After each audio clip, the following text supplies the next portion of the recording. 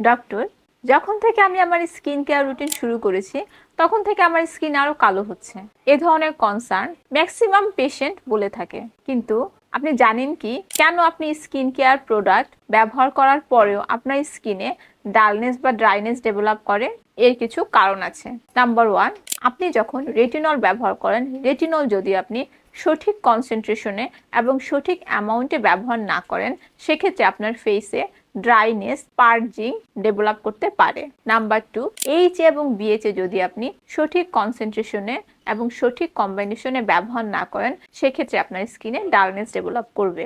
Number 3 এবং most important হচ্ছে, আপনি যদি এই ধরনের অ্যাক্টিভগুলো ব্যবহার করার পর মুখে সানস্ক্রিন ঠিকমতো অ্যাপ্লাই না করেন এবং রিঅ্যাপ্লাই না করেন।